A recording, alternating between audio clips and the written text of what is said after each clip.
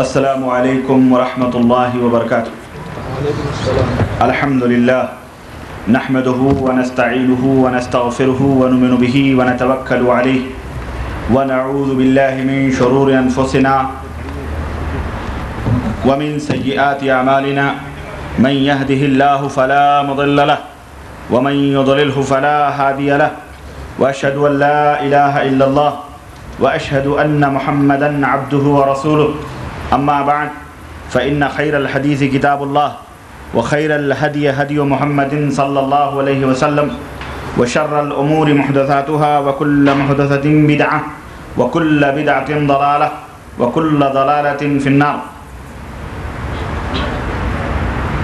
قال الله تبارك وتعالى في كلامه المجيد: اعوذ بالله السميع العليم من الشيطان الرجيم، بسم الله الرحمن الرحيم، يا ايها الذين آمنوا اتقوا الله حق تقاته ولا تموتن الا وانتم مسلمون واعتصموا بحبل الله جميعا ولا تفرقوا۔ اللهم صل على محمد وعلى آل محمد كما صليت على إبراهيم وعلى آل إبراهيم إنك حميد مجيد۔ اللهم بارك على محمد وعلى آل محمد كما باركت على إبراهيم وعلى آل إبراهيم إنك حميد مجيد۔ تمام قسم کی حمد و ثنا، کبریائی اور بڑائی اس خالق عز و جل کے لیے لائق و زیبا ہے جس نے ہمیں اور آپ کو پیدا فرمایا، اور بیش بہا درود و سلام اس ذات مبارکہ مقدسہ پر جو ساری کائنات کے لیے رشد و ہدایت بنا کر کے بھیجے گئے۔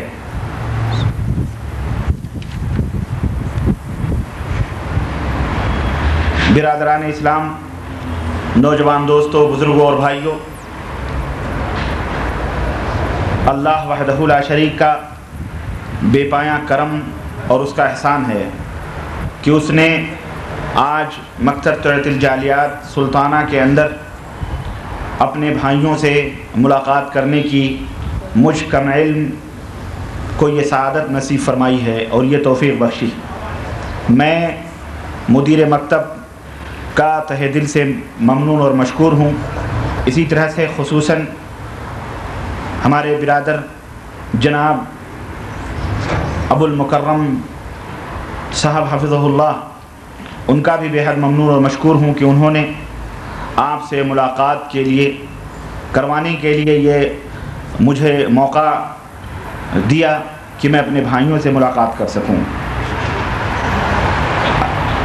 آپ حضرات کا بھی بےحد ممنون و مشکور ہوں کہ آپ حضرات نے اپنا قیمتی وقت نکال کر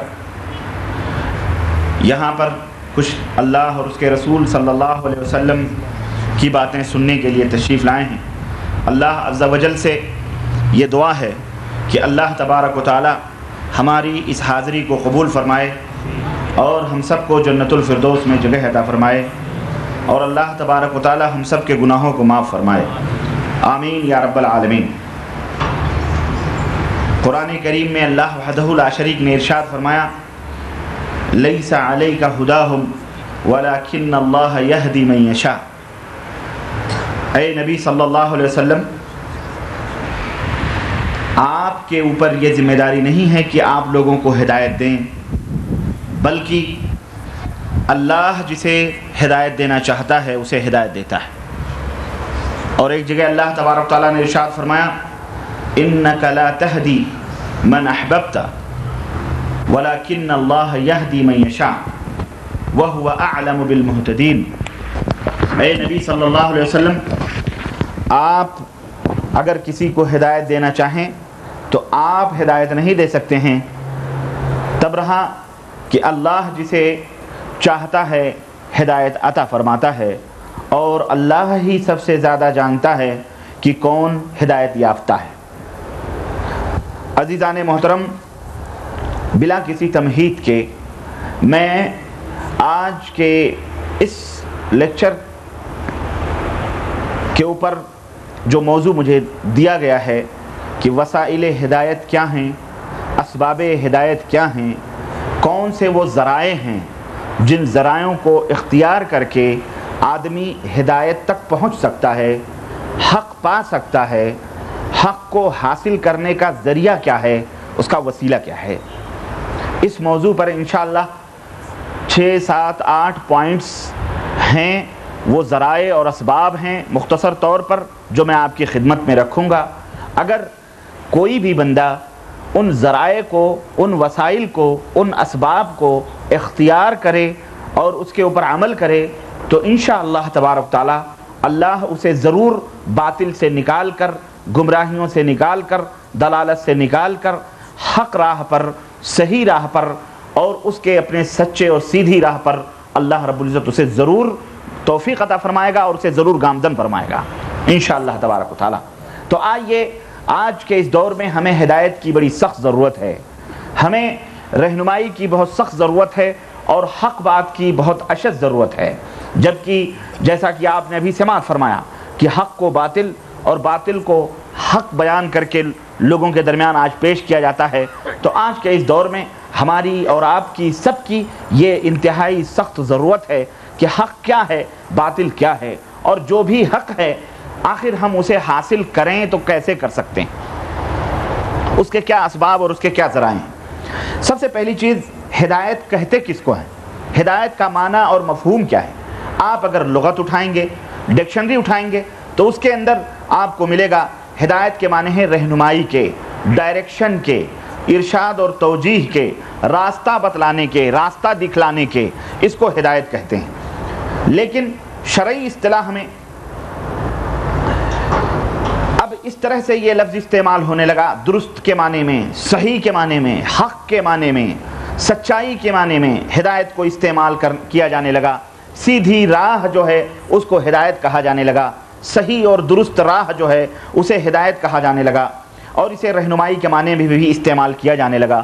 گویا کہ یہ ہدایت سراپا رہنمائی یعنی اس کا جو مفہوم آج کل ہمارے ذہن و دماغ میں ہے، یہ سراپا صحیح بات ہے، سراپا سچائی ہے، سراپا درستگی ہے اس کے اندر، اور سراپا یہ یوں سمجھیے کہ راہ حق کی طرف رہنمائی کرنے والی چیز ہے۔ ہدایت کا اپوزٹ، ہدایت کا الٹا کیا ہے؟ ضلالت ہے، جس کا معنی ہے گمراہی۔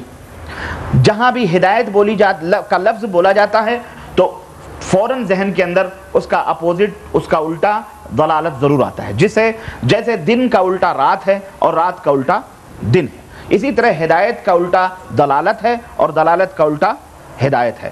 ہدایت کے معنی ہوتے ہیں صحیح راہ کی طرف چلنا، اور ضلالت کے معنی ہوتے ہیں گمراہی، تاریکی، ظلمت کی راہوں کو اختیار کرنا۔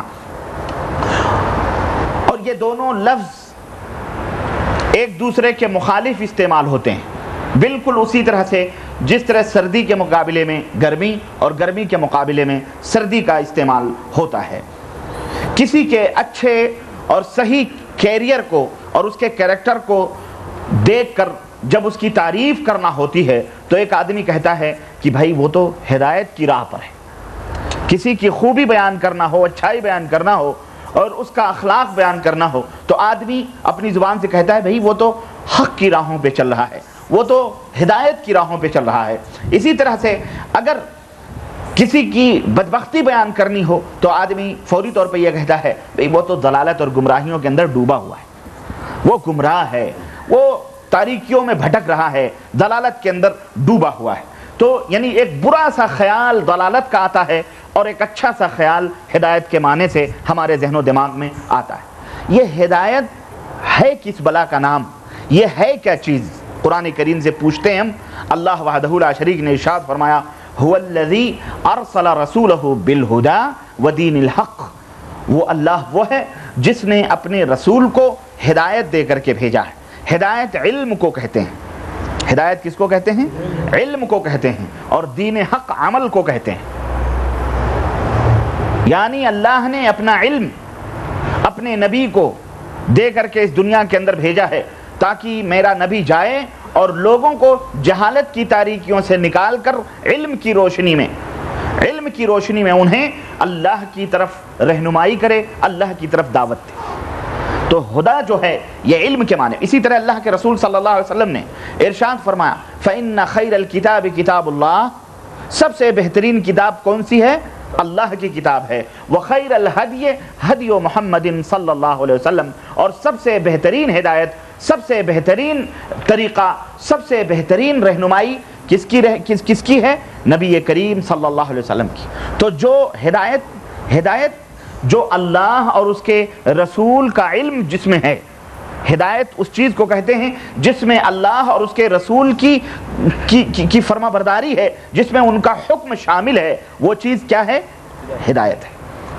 اور جس میں اللہ اور اس کے رسول کا حکم شامل نہیں ہے تو وہ کیا ہے؟ دلالت ہے، گمراہی ہے۔ یہ بات یہی بنیادی طور پر سمجھ لیں۔ ہدایت وہ ہے جو اللہ اور اس کے رسول صلی اللہ علیہ وسلم نے ہمیں بتلایا، وہ کیا ہے؟ ہدایت ہے۔ اور جو اللہ اور اس کے رسول نے ہمیں نہیں بتلایا ہے وہ کیا ہے؟ دلالت ہے، گمراہی ہے۔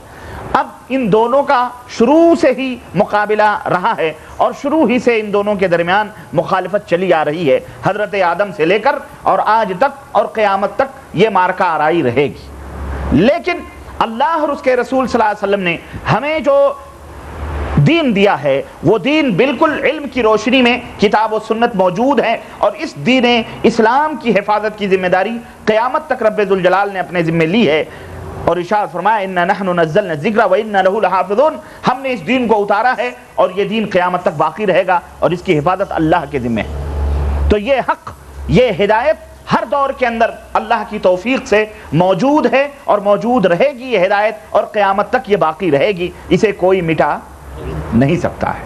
اب ہم کو یہ تلاش کرنا، اور یہ بات متعین ہے، ہم اور آپ کو اس بات کے اوپر متفق ہونا پڑے گا، اور جس بندے مومن کا، مسلمان کا، یا جو شخص اپنی نسبت اسلام کی طرف کرتا ہے، اگر اس کا یہ ایمان نہیں ہے تو وہ مسلمان نہیں ہے۔ اور وہ کیا ہے؟ کہ ہدایت کے صرف دو راستے ہیں، ایک ہے رب کا قرآن اور ایک ہے محمد الرسول اللہ صلی اللہ علیہ وسلم کا فرمان، بس ان دو چیزوں کا نام ہدایت ہے۔ اور یہی ہدایت اللہ تبارک و تعالیٰ نے جیسا فرمایا کہ هو الذی ارسل رسولہ بالہدی، ہدایت دے کر کے اللہ نے اپنے رسول کو بھیجا ہے۔ یہ بات آپ ذہن و دماغ میں بٹھا لیں۔ آگے بڑھتے ہیں ہم۔ اب یہ ہدایت جو ہے یہ اللہ کی بہت بڑی نعمت ہے، اتنی بڑی نعمت ہے کہ اللہ جسے چاہتا ہے اسے دیتا ہے۔ اور سب سے بڑی نعمت جو اللہ رب العزت نے ہمیں عطا فرمائی ہے، دنیا کے اندر بہت ساری نعمتیں، لیکن ان تمام نعمتوں میں سب سے عظیم اور سب سے بڑی نعمت اللہ نے جو ہمیں بخشی ہے وہ یہی راہ حق کی ہدایت ہے، قرآن اور سنت کی سمجھ ہے، اللہ اور اس کے رسول کے باتوں کی ہدایت اور رہنمائی ہے جو اللہ تبارک تعالیٰ نے ہمیں عطا فرمائی ہے، یعنی دین اسلام کی شکل میں۔ اور یہ اسلام جیسا کہ آپ کو معلوم ہے ایک رب کا قرآن ہے اور ایک مصطفیٰ جان رحمت صلی اللہ علیہ وسلم کا فرمان ہے۔ الیوم اکملت لکم دینکم واتممت علیکم نعمتی ورضیت لکم الاسلام دینا۔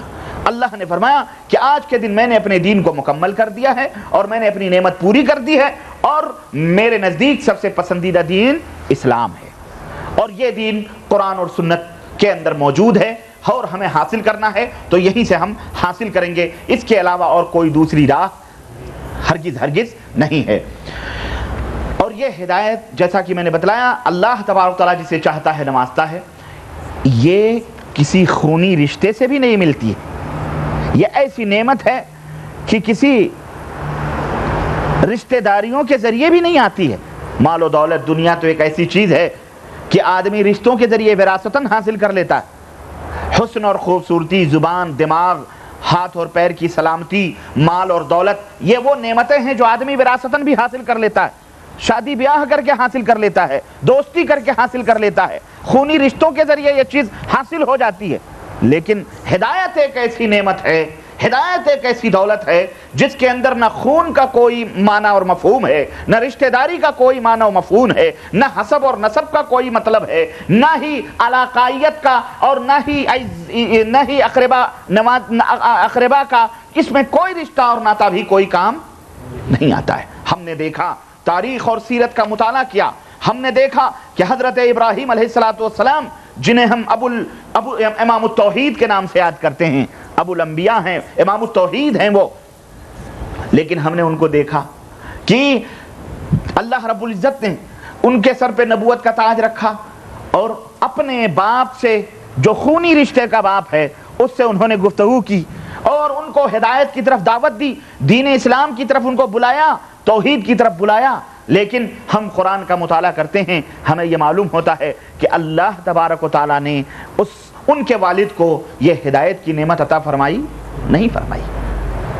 دیکھیں خونی رشتے ہیں، پھر بھی ہدایت ابراہیم کے باپ کو نہیں مل رہی ہے۔ اور بھی اور میں آپ کو بتاؤں، حضرت نوح علیہ السلام خونی رشتہ بیٹے کا، دنیا کو ہدایت کر رہے ہیں، دنیا کو دین اسلام کی طرف بلا رہے ہیں، توحید کی طرف بلا رہے ہیں، دنیا ان کی دعوت پہ لبیک بھی کہہ رہی ہے، لیکن اپنا سگا بیٹا نتیجہ کیا ہوا؟ ہدایت اسے مل سکی؟ ہرگز نہیں مل سکی۔ اسی طرح سے اور قریب آئے رشتہ داریوں کو دیکھیں، ابو طالب سگے چچا تھے حضرت محمد الرسول اللہ صلی اللہ علیہ وسلم کے، اور اتنے بڑے محبت کرنے والے کی دنیا میں ان سے بڑھ کے محبت کرنے والا کوئی پیدا نہیں ہو سکتا ہے، لیکن کیا ان رشتہ داریوں نے کوئی فائدہ پہنچایا؟ کیا چچا ہونے کی وجہ سے، بھتیجا ہونے کی وجہ سے نبی کریم صلی اللہ علیہ وسلم نے انہیں ہدایت دی؟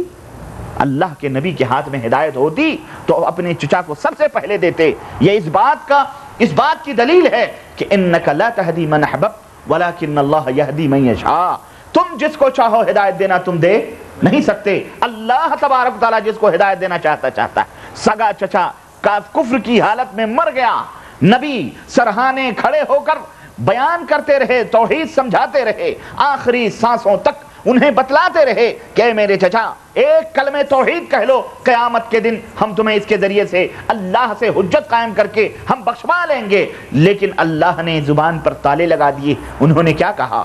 اخترت النار علی العار، مجھے جہنم میں جانا گوارا ہے لیکن قوم کی عار، قوم کی تان و تشنی مجھے برداشت۔ اللہ نے ہدایت نہیں دی۔ اور حضرت لوط علیہ السلام خود ان کی بیوی کیا ہوئی؟ کفر کی حالت میں مری۔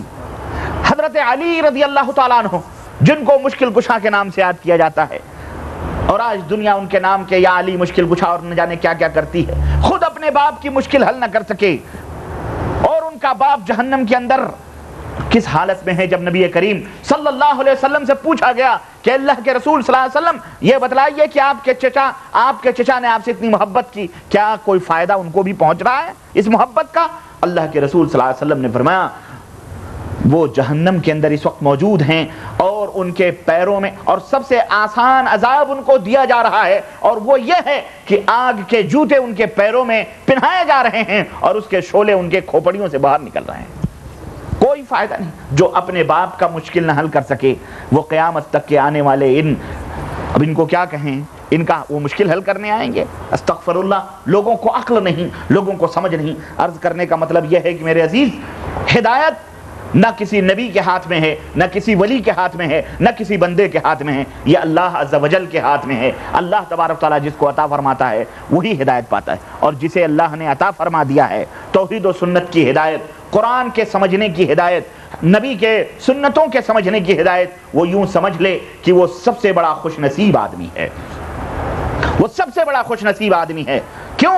اس لیے کہ یہ بڑی عظیم دولت ہے، بڑی عظیم دولت ہے اللہ جس کو عطا فرمائے۔ نبیوں نے اپنے رشتہ دار، اپنے اعزا اور اپنے اقارب، اپنے بیوی، اپنے بچوں کو وہ ہدایت نہ دے سکے، لیکن کوئی فارس سے آ رہا ہے، سلمان فارسی، وہ ہدایت سے مستفید ہو رہے ہیں۔ یہ حضرت بلال ہیں، حبشہ سے آ رہے ہیں، اللہ اکبر، اللہ نے کیا مقام عطا فرمایا، ہدایت کی دولت سے مالا مال ہو گئے۔ یہ حضرت خبیب ہیں، یہ حضرت یعنی کون سے صحابہ، حضرت صہیب ہیں، روم سے آ رہے ہیں، اللہ انہیں ہدایت دے رہا ہے، لیکن ایک بیچ میں دیوار ابو جہل، ابو لہب ہدایت سے محروم رہ گئے، سگا چچا ہدایت سے محروم رہ گیا۔ عرض کرنے کا مطلب یہ ہے کہ میرے عزیز، اللہ کی سب سے بڑی نعمت اور دولت ہے، اللہ جسے چاہتا ہے نوازتا ہے، ورنہ اللہ رب العزت نہ چاہے تو ہمیں ہدایت نہیں مل سکتی ہے۔ یہی وجہ ہے کہ رب ذوالجلال نے اس عظیم نعمت کو طلب کرنے کے لیے، اس عظیم نعمت کو پانے کے لیے ہم بندوں کے اوپر فرض قرار دیا ہے کہ پانچوں وقت کی نمازوں میں جتنی بھی نمازیں ہیں ہم باقاعدے اللہ تبارک و تعالیٰ کے سامنے یہ گڑ گڑائیں اور یہ عرض کریں اور پڑھیں ہر نماز میں، کیا؟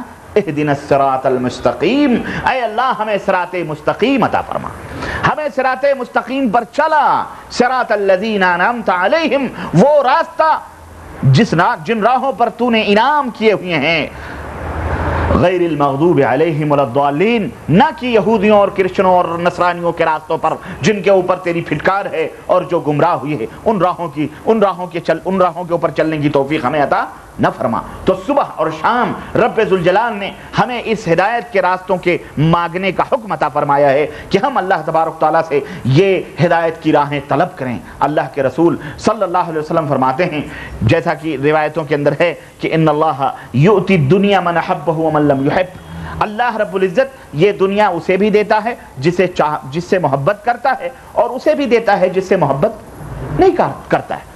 دنیا داروں کو بھی دنیا ملتی ہے، جو کافر ہیں، جو غیر ہیں، جو مسلمان نہیں ہیں، جو اللہ سے دور ہیں، اللہ انہیں بھی یہ دنیا دیتا ہے، اور انہیں بھی دیتا ہے جو دیندار ہیں۔ تو اللہ دنیا انہیں بھی دیتا ہے جو دیندار ہیں، اور دنیا انہیں بھی دیتا ہے جو دنیا دار ہیں۔ تو جنہیں چاہتا ہے، جن سے محبت کرتا ہے، اللہ انہیں بھی دنیا دیتا ہے، اور جن سے محبت نہیں کرتا اللہ انہیں بھی دنیا دیتا ہے۔ لیکن اللہ کے حبیب صلی اللہ علیہ وسلم فرماتے ہیں وَلَا يُؤْتِ الدِّينَ إِلَّا مَنْ أَحَبَّ، اللہ دین اسی کو دیتا ہے جس سے محبت کرتا ہے۔ اللہ اکبر، اللہ دین اسی کو نصیب کرتا ہے۔ تو اے لوگو جو دین سے لگے ہوئے ہو، جو اپنے اسلام کے معنی مطلب کو سمجھتے ہو، جو اپنے قرآن اور حدیث سے جڑے ہوئے ہو، جو اپنے نبی کی اتباع اور پیروی کر رہے ہو، جو اپنے رسول کی فرمانبرداریوں میں مصروف ہو، یوں سمجھ لو کہ صرف یہی نہیں کہ تم اللہ سے محبت کرتے ہو، بلکہ اللہ بھی تم سے محبت کرتا ہے۔ اسی لیے اس نے تمہیں دین کی سمجھ عطا فرمائی ہے، دین کا فہم عطا فرمایا ہے۔ من یرد اللہ بہ خیرا یفقہہ فی الدین، اللہ کے حبیب فرماتے ہیں اللہ جس کے ساتھ بھلائی کرنا چاہتا ہے اسے دین کی سمجھ عطا فرماتا ہے۔ تو میرے عزیز، میرے دوست، آپ اور ہم جنہیں اللہ تبارک تعالیٰ نے یہ دین کی سمجھ اور دین کا فہم اور یہ ہدایت کی نعمت عطا فرمائی ہے، وہ بہت بڑے خوش نصیب ہیں۔ اور صحیح ہدایت وہی ہے جیسا کہ میں نے بتایا جو قرآن پاک میں ہے اور جو محمد الرسول اللہ صلی اللہ علیہ وسلم کے فرمان میں ہے، هو الذی ارسل رسولہ بالہدی ودین الحق لیظہرہ علی الدین کلہ۔ اور ایک جگہ اللہ کے نبی صلی اللہ علیہ وسلم اللہ رب العزت ارشاد فرماتا ہے وما آتاکم الرسول فخذوہ وما نہاکم عنہ فانتہوا، رسول جس بات کا تمہیں حکم دیں اے دنیا کے لوگوں اس بات کو پکڑ لو، اور جس بات سے منع کریں اس بات سے رک جاؤ۔ تو یہ ہدایت جیسا کہ میں نے بتایا میرے عزیز کامل و مکمل ہے۔ اللہ تبارک تعالیٰ نے قرآن کریم میں اسے مکمل کر دیا ہے، اب اس میں کمی اور بیشی کرنے کی کسی کو گنجائش یا کسی کو اتھارٹی یا کسی کو حق حاصل ہرگز نہیں ہے۔ الیوم اکملت لکم دینکم سے اللہ تبارک و تعالیٰ نے اس دین کو کامل و مکمل کر دیا ہے۔ اب اتنی بنیادی باتیں سمجھنے کے بعد میں اب آئیے ہم ذرا وہ اہم باتیں آپ کی خدمت میں رکھیں جس کی آپ کو بھی ضرورت ہے اور ہم کو بھی ضرورت ہے، اس پرفتن دور میں اس کی بے حد ضرورت ہے۔ اور وہ بات یہ ہے کہ آخر یہ ہدایت جو اللہ اور اس کے رسول کے فرمان میں موجود ہے، یہ ہدایت، اس ہدایت کے پانے کے وسائل کیا ہیں، اس ہدایت تک پہنچنے کے ذرائع کیا ہیں، ہم اس کو کیسے پا سکتے ہیں، اس کو کیسے حاصل کر سکتے ہیں، اسے پانے کے اسباب اور راستے کیا کیا ہیں۔ یوں تو میرے عزیز اس کے کئی وسائل اور کئی اسباب اور کئی ذرائع ہیں جن کو اپنا کر آپ حق کی راہوں کو اپنا سکتے ہیں، اور جن اسباب کو بروئے کار لا کر آپ حق کو پا سکتے ہیں، اس کی مدد سے آپ حق حاصل کر سکتے ہیں۔ لیکن آئیے چند اہم وسائل اور ضروری اسباب اور ذرائع کا میں آپ کے سامنے ذکر کروں جس کو اپنا کر انشاءاللہ تبارک و تعالی آپ حق کو سمجھ سکتے ہیں، حق تک پہنچ سکتے ہیں، حق اور باطل میں فرق کر سکتے ہیں، تمیز کر سکتے ہیں، اور آپ جان سکتے ہیں کہ یہ دودھ ہے اور یہ پانی ہے، یہ رات ہے یہ دن ہے، یہ گندگی ہے یہ اچھی چیز ہے، یہ بدبو ہے یہ خوشبو ہے۔ اس دور کے اندر اس کی بے حد ضرورت ہے۔ یہ ہتھیار میں آپ کو دے رہا ہوں تاکہ اللہ رب العزت آپ کے اوپر فضل فرمائے اور اللہ تبارک تعالیٰ کی توفیق کے سائے میں آپ حق اور باطل کے اندر تمیز پیدا کر سکیں۔ سب سے بڑی مشکل ہمارے یہاں یہ ہے کہ آج بالکل خلط ملط ہے اور لوگ بالکل چوراہوں پہ کھڑے ہوئے ہیں، ان بیچاروں کو پتہ ہی نہیں ہے کہ حق کس طرف ہے۔ لوگ بڑے بڑے جبے خبے پہن کر، بڑے بڑے جو ہے لمبے لمبے مالے اور تسمیاں لے کر لوگ کھڑے ہوئے ہیں ہر راستوں پر۔ کوئی کہہ رہا ہے کہ جنت کی راہ یہ ہے، ادھر آ جاؤ، کوئی کہہ رہا ہے نہیں وہ جہنم کی طرف جانے والی راہ ہے، یہ جنت ہدایت کا راستہ ادھر ہے، ادھر آ جاؤ، کوئی کہہ رہا ہے ہدایت کا راستہ ادھر ہے، ادھر چلے جاؤ، کوئی کہہ رہا ہے ہدایت کا راستہ ادھر ہے۔ آج یہ بیچارے عوام، یہ بیچارے بھولے بھالے، نبی کریم صلی اللہ علیہ وسلم کی امت کے لوگ یہ نہایت ہی بھولے بھالے بالکل حیران و شصدر ہیں، ان کی سمجھ میں نہیں آتا ہے کہ وہ جائیں تو کدھر جائیں، کس طرف جائیں۔ اس طرف بھی بڑے ہی تقوی اور پرہیزگاری پہ مشتمل لوگ کھڑے ہوئے ہیں، اس طرف بھی بڑے ہی تقوی اور پرہیزگار کی نشانیاں لگائے ہوئے لوگ بیٹھے ہوئے ہیں، چاروں طرف ہیں، وہ جائے تو کدھر جائے۔ اس لیے آئیے سب سے پہلی چیز اللہ سے دعا کریں کہ اللہ تبارک تعالی ہم سب کو ہدایت کی طرف صحیح رہنمائی فرمائے اور ہم سب کو اس کے اوپر عمل کرنے کی توفیق عطا فرمائے، آمین یا رب العالمین۔ تو سب سے پہلا راستہ، سب سے پہلا ذریعہ، سب سے پہلا طریقہ، سب سے پہلا وسیلہ ہدایت کو پانے کا یہ ہے کہ ہمارے دلوں کے اندر اللہ تبارک و تعالی، اللہ عز و جل کا خوف پیدا ہونا چاہیے۔ ہم اللہ سے ڈریں۔ آدمی برائیوں کی طرف، بدی کی طرف، غلط راہوں کی طرف، باطل کی طرف، جھوٹ کی طرف اسی وقت جاتا ہے جب اس کے دل سے اللہ کا خوف مٹ جاتا ہے۔ اس کے دل میں اللہ کا خوف نہیں رہتا، بس وہ اللہ کی پرواہ نہیں کرتا ہے۔ وہ یہ سوچتا ہے جیسے کہ اللہ تبارک تعالیٰ نے اسے بے مہار اس دنیا کے اندر چھوڑا، وہ جو چاہے وہ کرے، اس کے دل اور جیسی مرضی آئے ویسی کرے، اللہ کا خوف اس کے دل سے نکل جاتا ہے۔ اس وجہ سے وہ باطل، جھوٹ، گمراہیوں میں، ضلالتوں میں جا کے اٹک جاتا ہے۔ اللہ وحدہ لا شریک نے ارشاد فرمایا، یا ایھا الذین آمنوا ان تتقوا اللہ، اے وہ لوگو جو ایمان لائے ہو، اگر تم اللہ سے ڈرو گے، یجعل لکم فرقانا، اللہ اکبر، اللہ تمہیں ایک ایسا ہتھیار عطا فرمائے گا جس سے کہ تم حق اور باطل کے درمیان فرق کر سکتے ہو۔ دیکھیں، اللہ کا تقوی ہوگا دل میں، اللہ کا ڈر ہوگا دل کے اندر، اور اللہ سے تمہیں محبت ہوگی، خوف بھی ہوگا، امید بھی ہوگی اللہ سے، تو تم کیا کرو گے؟ کوشش کرو گے، جد و جہد کرو گے۔ اللہ فرماتا ہے جس دن تمہارے دل کے اندر اللہ کا خوف پیدا ہو گیا تو اللہ تمہیں ایک ایسا ہتھیار عطا فرمائے گا کہ جس سے تم حق اور باطل کے درمیان فرق پیدا کر سکتے ہو۔ اللہ تمہیں سیدھی راہ عطا فرمائے گا، وَيَغْفِرْ وَيُكَفِّرْ عَنْكُمْ سَيِّئَاتِكُمْ۔ ایک تو یہ ہے کہ راہ ہدایت پہ تمہیں اللہ گامزن فرمائے گا، اور دوسرا یہ ہے کہ گناہگار تو ہی ہیں، اللہ تمہاری خطاؤں کو بھی معاف فرما دے گا، تمہارے گناہوں کو بھی اللہ مٹا دے گا۔ وَيَغْفِرْ لَكُمْ، اور اللہ تمہیں اپنی رضا اور خوشنودیاں عطا فرمائے گا، تمہیں مغفرت جیسی دولت بھی عطا فرمائے گا۔ واللہ ذو الفضل العظیم، اور یاد رکھو اللہ بہت بڑا فضل و کرم والا ہے۔ تو میرے عزیز، میرے دوست، سورہ انفال آیت نمبر 28، اللہ تبارک و تعالیٰ نے اس آیت کریمہ میں جو ہمیں ایک بہت بڑا ذریعہ عطا فرمایا ہے، ایک بہت بڑا ہدایت حاصل کرنے کا ہتھیار عطا فرمایا ہے، وہ یہ ہے کہ تم اللہ سے ڈرو، اللہ کا خوف، اللہ کا تقوی تمہارے دل کے اندر ہے۔ حافظ ابن کثیر رحمۃ اللہ علیہ کی معرکۃ الآراء تصنیف، تفسیر ابن کثیر، جس کے اوپر پوری امت متفق ہے پوری امت کی، یہ اہل السنہ والجماعہ کی معرکۃ الآراء تصنیف ہے جسے حافظ ابن کثیر نے تصنیف دی ہے۔ اس کے اندر علامہ ابن کثیر رحمۃ اللہ علیہ اس آیت کریمہ کی تفسیر میں ارشاد فرماتے ہیں کہ جو بندہ اللہ کا تقوی اختیار کرے گا، اللہ کے احکام پر عمل کرے گا، اور اللہ تبارک تعالیٰ نے جن جن چیزوں کے کرنے پر اپنی ناراضگی ظاہر فرمائی ہے، اور جن چیزوں کے کرنے پر اپنی ناراضگی ظاہر فرمائی ہے، وہ بندہ اس سے بچے گا، تو اللہ تبارک و تعالیٰ بھی حق تک پہنچنے کے لیے اس کی مدد فرمائے گا، اس کا تعاون فرمائے گا۔ اس بندے کی اللہ تبارک تعالیٰ حق اور باطل کے اندر تمیز کرنے کے لیے قوت اور فراست اور سمجھ اللہ تبارک تعالیٰ عطا فرمائے گا۔ اور اسی طرح یہ تقوی اللہ کی مدد اور نصرت کا سبب بھی بنے گا۔ ان تنصروا اللہ ینصرکم، اگر تم اللہ کی مدد کرو گے، اللہ سے ڈر کر، اللہ سے خوف حاصل کر کے، تو اللہ بھی تمہاری مدد کرے گا۔ اور یہ مدد ایک طرح سے تو یوں ہوگی کہ اللہ تبارک تعالیٰ تمہیں نجات کی راہیں عطا فرمائے گا، اور باطل سے اللہ تبارک تعالیٰ تمہیں دور رکھے گا، اور باطل سے، جھوٹ سے اور بے راہ روی سے، گمراہیت اور دلالت سے دور رہنے کے ذرائع اور اس کے طریقے، اور قیامت کے دن اللہ ہر دنیا میں عطا فرمائے گا، اور قیامت کے دن تمہیں سعادت اور خوش نصیبی سے اللہ تبارک تعالیٰ مالا مال فرمائے گا۔ چنانچہ اللہ رب العزت نے ارشاد فرمایا وَمَن يَعْتَصِم بِاللَّهِ فَقَدْ هُدِيَ إِلَى صِرَاطٍ مستقیم، جو اللہ کے دین کو مضبوطی کے ساتھ پکڑ لے، جو اللہ کے دین کو مضبوطی کے ساتھ پکڑ لے، اللہ فرماتا ہے وہی سیدھے راستے پر ہے، وہی سیدھے۔ اور اللہ کا دین کیا ہے؟ کتاب اللہ، اور یاد رکھو اس بنیاد کو جو میں نے شروع میں بدلایا ہے، اللہ کا دین کتاب اللہ ہے اور رسول اللہ صلی اللہ علیہ وسلم کی سنت ہے، ان کی فرما برداری ہے۔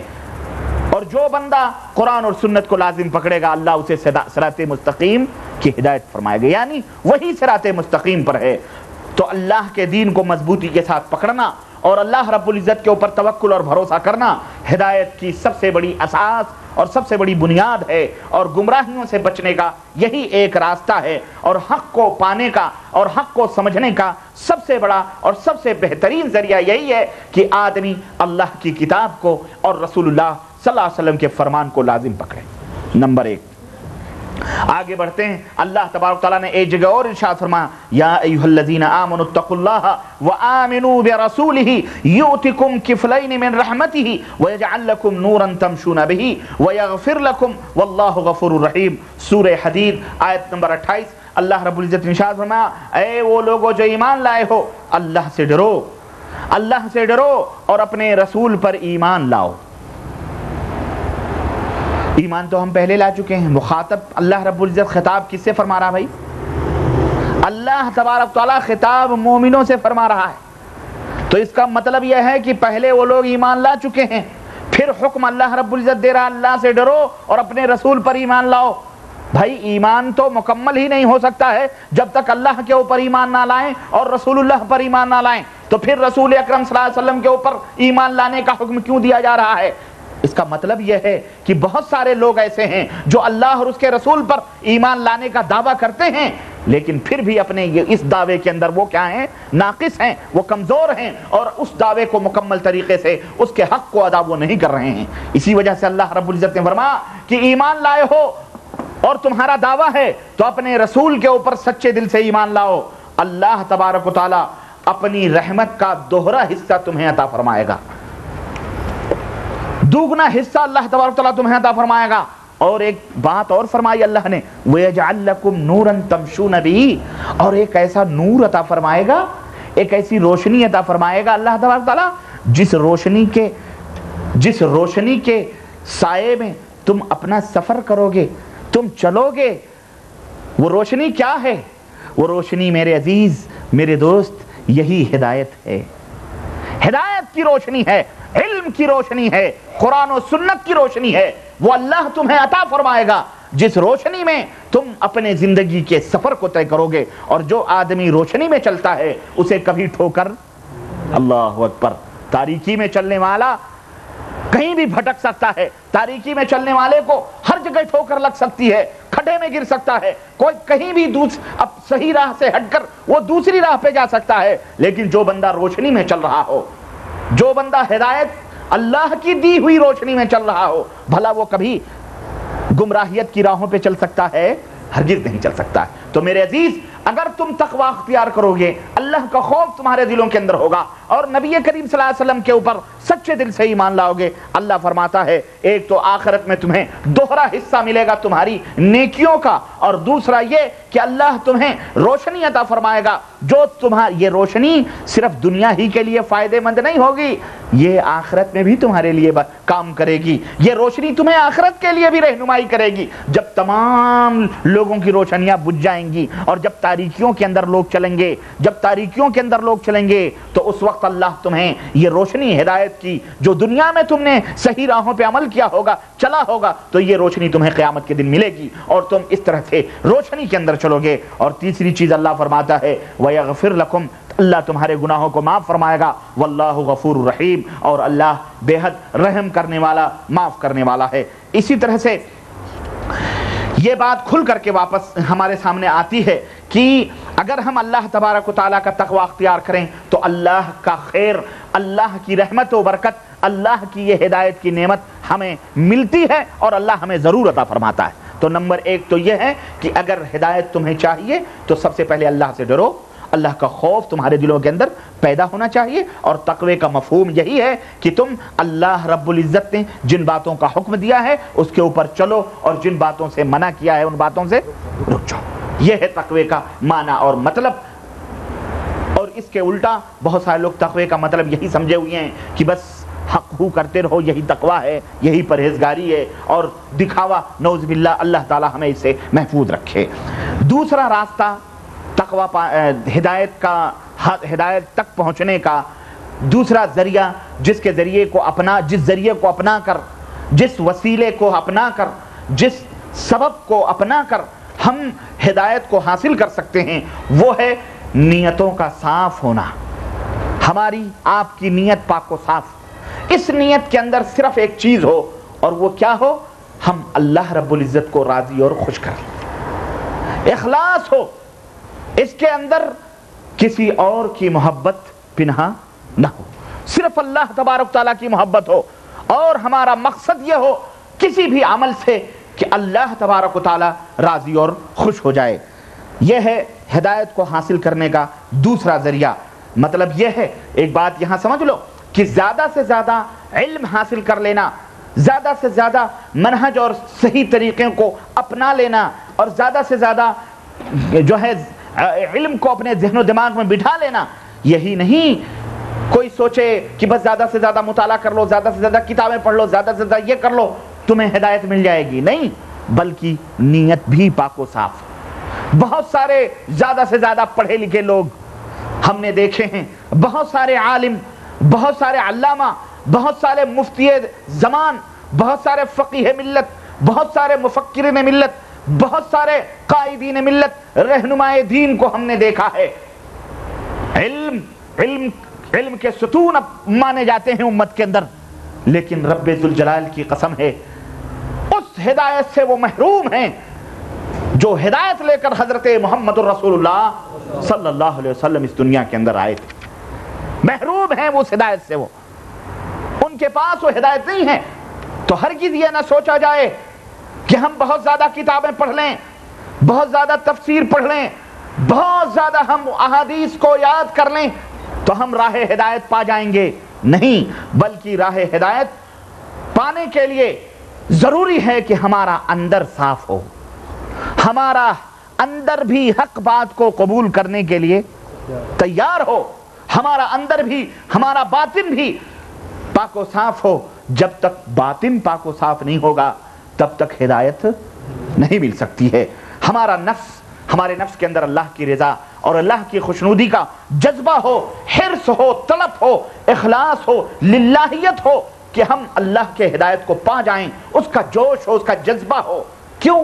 اس لیے کہ اللہ تبارک و تعالیٰ نے ہر دل کے اندر، ہر دل کو، ہر انسان کو فطرت پر عطا فرمایا، فطرت پر پیدا فرمایا۔ اور فطرت کیا ہے؟ فطرت یہ ہے کہ وہ فطرت اللہ تبارک و تعالیٰ کی بتلائی ہوئی شریعت، اللہ تبارک و تعالیٰ کی نازل کی ہوئی شریعت اور نبی کی بتلائی ہوئی شریعت اور نبی کا بتلایا ہوا دین، وہ فطرت قبول کرتی ہے۔ شرط یہ ہے کہ اس کے اوپر کسی قسم کا زنگ نہ لگا ہو، میل اور کچیل نہ لگا ہو، وہ فطرت بالکل پاک و صاف۔ آج لوگ اسلام کو پڑھتے ہیں، اسلام کے لیکچر سنتے ہیں، بڑے بڑے سائنسداں ہیں، بڑے بڑے لیڈر ہیں، بڑے بڑے چٹکیوں میں گتھیوں کو، مشاکل کو حل کرنے والے لوگ ہیں، بڑے بڑے ڈاکٹرز ہیں، بڑے بڑے انجینئرز ہیں، آسمانوں کے اوپر انہوں نے کمن ڈالا ہوا ہے، لیکن نتیجہ کیا ہے؟ کیا وہ اس ہدایت کو پائے ہوئے ہیں؟ بہت کم لوگ ہیں، علم کے سمندر ہیں وہ، اللہ کی قسم۔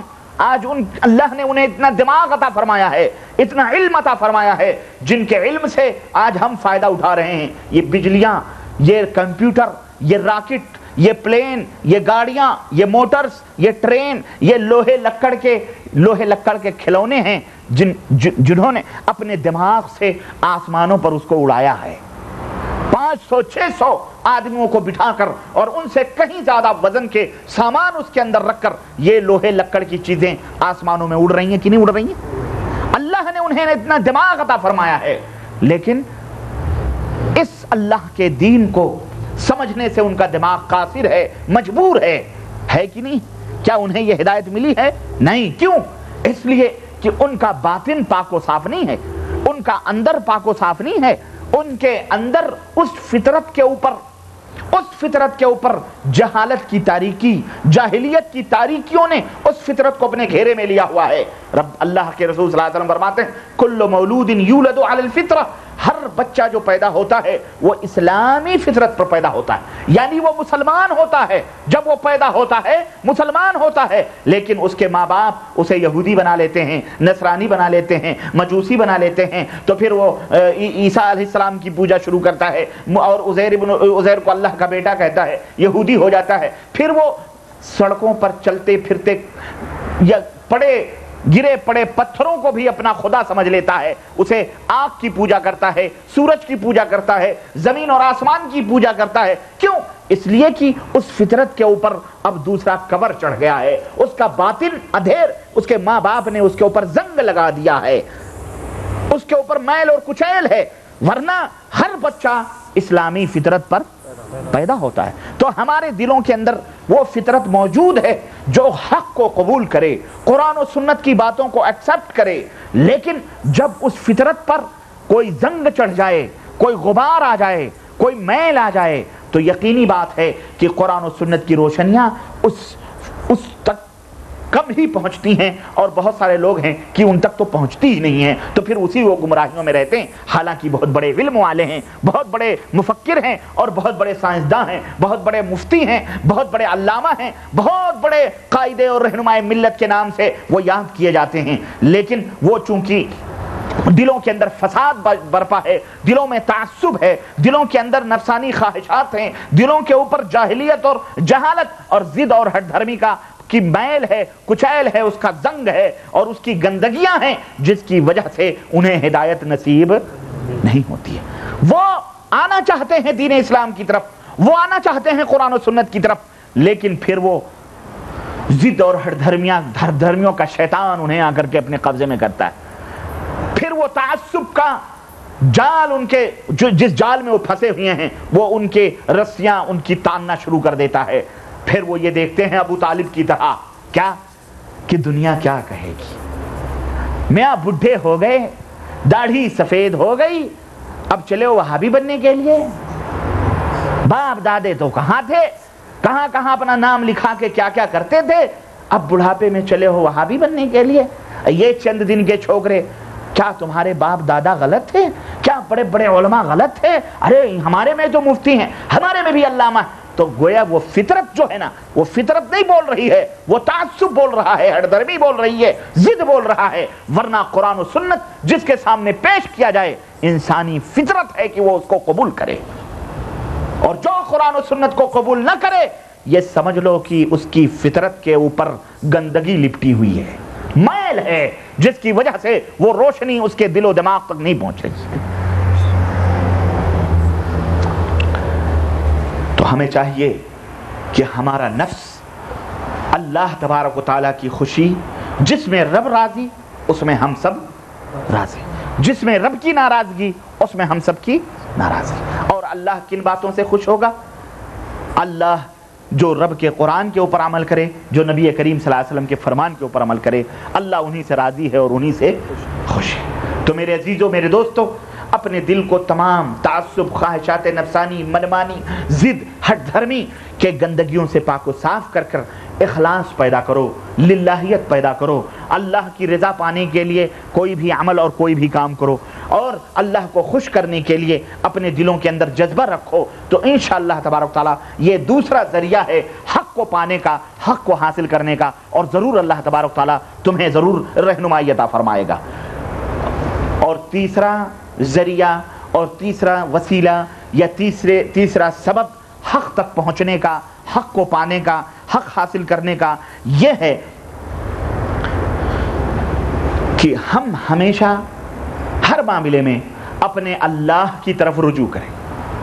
کوئی بھی معاملہ ہو، کوئی بھی چیز ہو، اپنے رب سے دل لگائیں، اپنے رب کی طرف دھیان لگائیں، اپنے رب کی طرف رجوع کریں، اپنے دل اپنے اللہ سے جوڑیں۔ اللہ سے ہمارا رابطہ،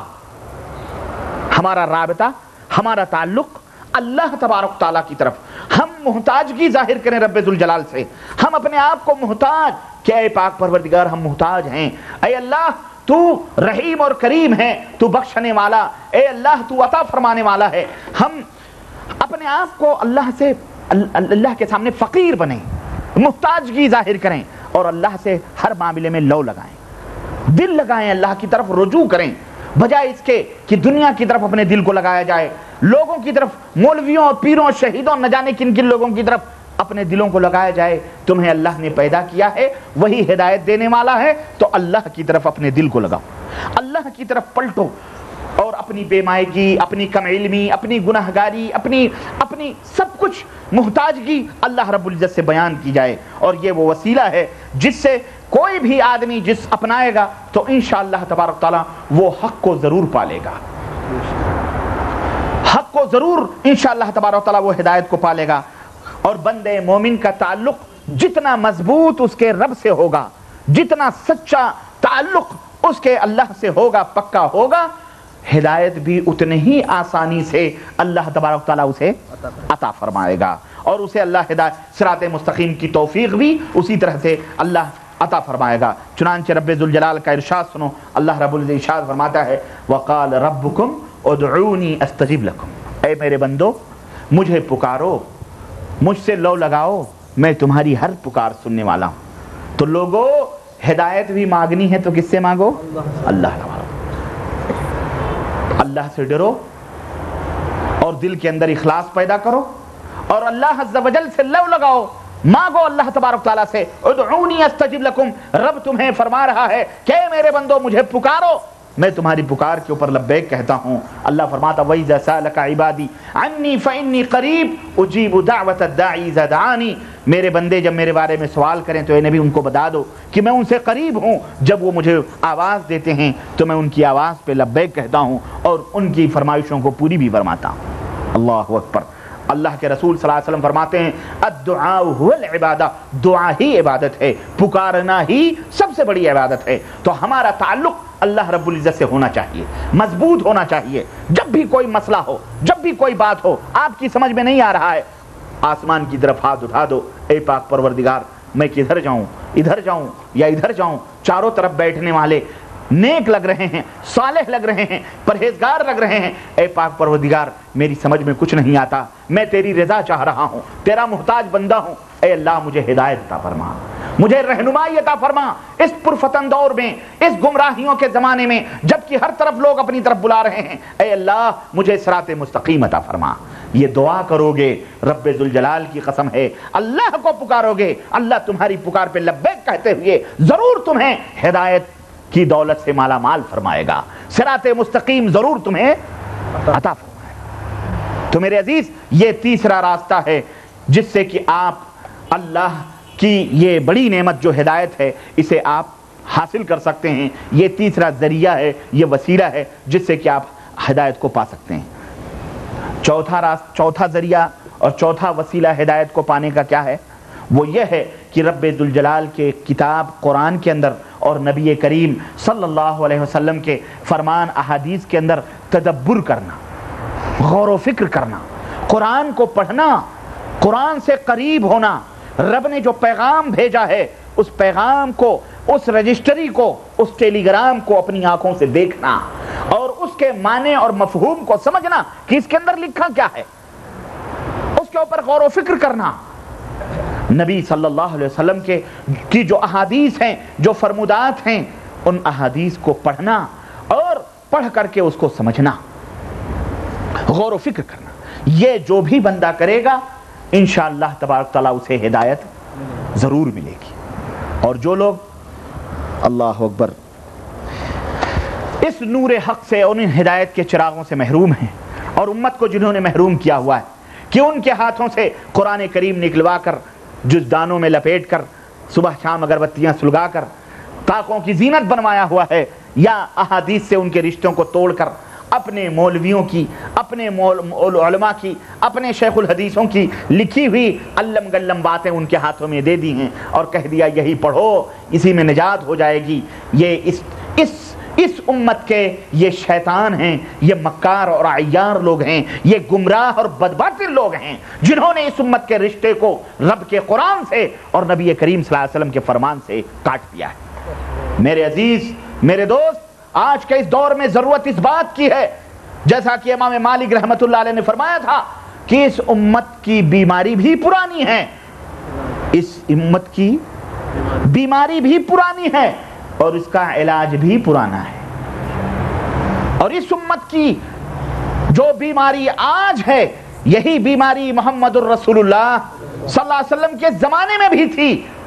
تو جو علاج محمد الرسول اللہ صلی اللہ علیہ وسلم نے اپنی امت کے لیے متعین فرمایا تھا، آج بھی اسی بیماری کا علاج وہی دوا ہے جو نبی کریم صلی اللہ علیہ وسلم نے اپنے دور میں استعمال کیا تھا۔ اور وہ علاج اور وہ دوا کیا تھی؟ رب ذوالجلال کا کلام تھا اور نبی کریم صلی اللہ علیہ وسلم کا فرمان تھا۔ تو میرے عزیز، یہ دو ہدایت کے چراغ ہیں، یہی دو سر چشمے ہیں جہاں سے تمہیں ہدایت مل سکتے ہیں، یہ اپنے پلے باندھ لو، ورنہ دنیا کی کسی لال پیلی ڈکشنری، لال پیلی کتاب میں یہ چیز نہیں ملنے والی ہے۔ تو اپنا رشتہ رب ذوالجلال کے کلام کی طرف اس سے جوڑو، اس کو قرآن کو پڑھو۔ اللہ کے فضل و کرم سے آپ کہو گے کہ اب تو بہت سارے لوگوں کی تفسیریں نکل گئی ہیں، یہ فلانے کی تفسیر ہے، یہ فلانے کی تفسیر ہے، یہ فلانے کی تفسیر ہے، تو ہم کون سا قرآن لیں؟ تو اس میں کوئی شک نہیں کہ ان مکار اور اس امت کے بدباطن اور برے علماء نے قرآن کے اندر بھی خوب گھوٹالے کیے اور خوب کالک کی انہوں نے چاروں طرف حاشیہ آرائی کر کر کے۔ اور قرآن کیا ہے؟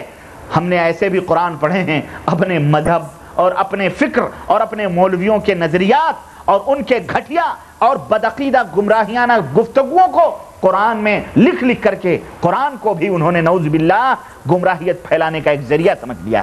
استغفر اللہ۔ آج اس دور میں ضرورت اس بات کی ہے کہ آپ قرآن کو اس کے ترجمے کے ساتھ صحیح ڈھنگ سے سمجھیں، اور قرآن کے ترجمے موجود ہیں۔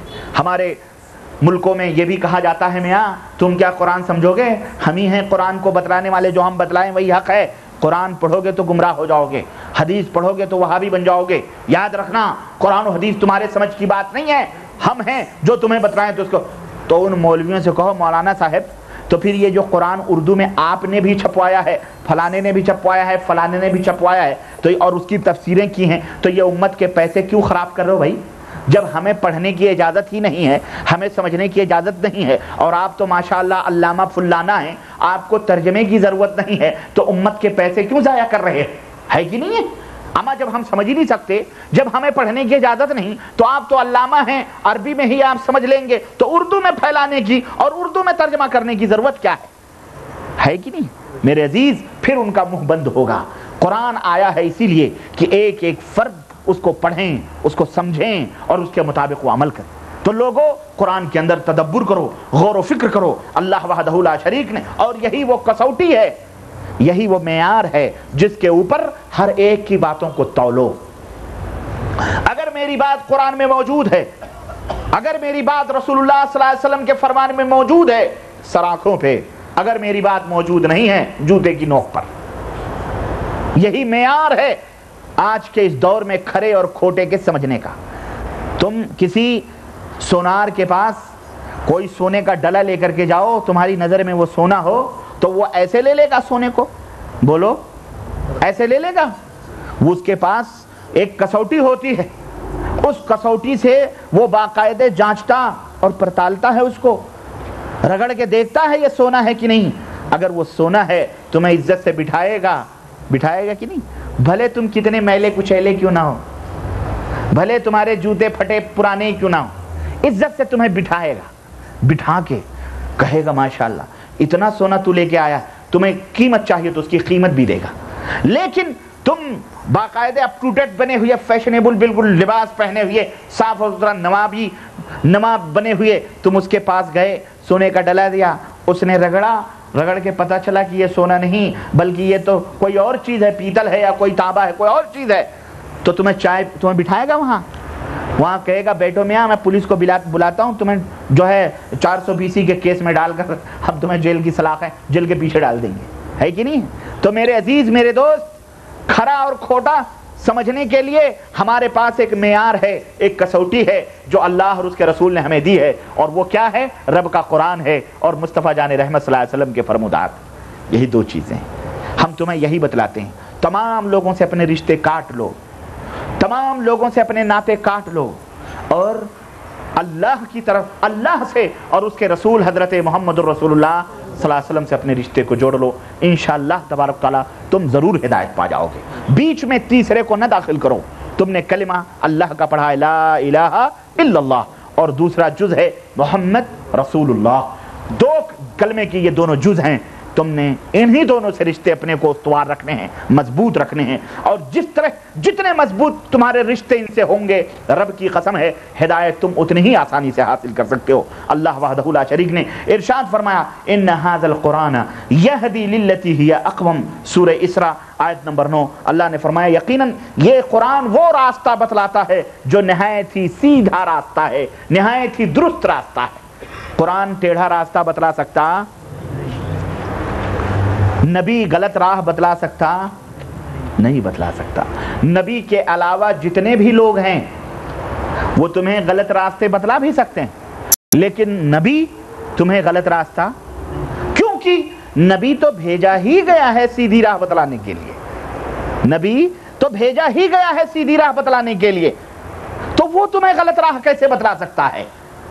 بقیہ امت کے اندر کوئی اس کی ضمانت نہیں دے سکتا ہے، گارنٹی نہیں دے سکتا ہے کہ ان کے علاوہ بھی کوئی سیدھی راہ والا ہے۔ صرف نبی ہیں جو اللہ سے سیکھ کر ہمیں سیدھی راہ بتلاتے ہیں۔ تو میرے عزیز، میرے دوست، یہ قرآن ہے جو نہایت ہی سیدھی راہ ہم کو بتلاتا ہے۔ اسی طرح رب ذوالجلال نے ارشاد فرمایا وَنَزَّلْنَا عَلَيْكَ الْكِتَابَ تِبْيَانًا لِكُلِّ شَيْءٍ وَهُدًى وَرَحْمَةً وَبُشْرًى لِلْمُؤْمِنِينَ، کہ اے نبی ہم نے قرآن نازل فرمایا ہے، ایک ایسی کتاب نازل فرمائی ہے جس میں ہر چیز واضح کر کے بیان کر دی گئی ہے، ہر چیز اس کے اندر واضح ہے، ہر چیز کے لیے اس کے اندر وضاحت ہے، تشریحات ہیں، تفسیرات ہیں، اور اسی قرآن کے اندر ہدایت ہے، اسی قرآن کے اندر رحمت ہے، اسی قرآن کے اندر خوشخبریاں ہیں للمسلمین، مسلمانوں کے لیے۔ تو یہ قرآن ہمیں بتلا رہا ہے کہ اس قرآن کے اندر ہدایت ہے، رحمت ہے، اور اسی کے اندر ہمیں جنت میں جانے کی خوشخبریاں ہیں۔ نبی کریم صلی اللہ علیہ وسلم کے بارے میں اللہ تبارک تعالیٰ نے کیا ارشاد فرمایا وَمَا يَنْتِقُ عَنِ الْهَوَىٰ إِنْ هُوَ إِلَّا وَحْيٌ يُوحَىٰ، کہ میرا جو نبی ہے، قرآن تو سراپا ہدایت ہی ہے، اور جس نبی کو ہم نے بھیجا ہے وہ نبی وہ ہے جو اپنی مرضی سے کوئی بات نہیں کہتا ہے، بلکہ اس کی زبان ہی اس وقت کھلتی ہے جب رب ذوالجلال کا حکم ہوتا ہے۔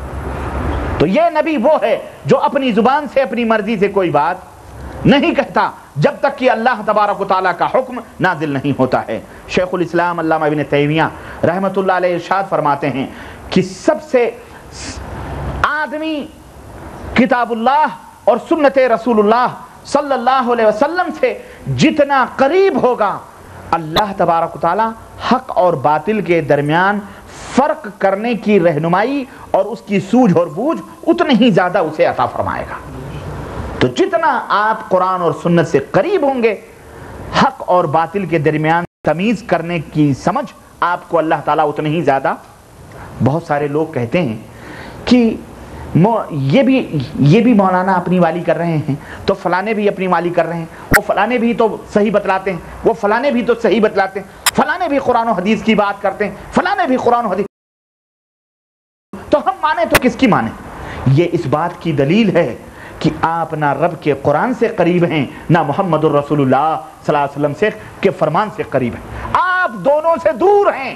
اس وجہ سے آپ اس الجھنوں میں پھنسے ہوئے ہیں۔ میاں آپ جتنا رب کے قرآن اور نبی کے فرمان سے قریب ہوں گے، حق اور باطل آپ سے اتنے ہی اللہ رب العزت آپ کو روشنی عطا فرمائے گا جو حق اور باطل کے درمیان آپ تمیز کر سکتے ہیں۔ سمجھ آئی کہ نہیں آئی؟ تو آئندہ یہ شکوے نہ کرنا، بلکہ حق اور باطل کی تمیز کے لیے تمہیں قریب کس سے ہونا پڑے گا؟ اور نبی کریم صلی اللہ علیہ وسلم کی سنت سے. یاد رکھو.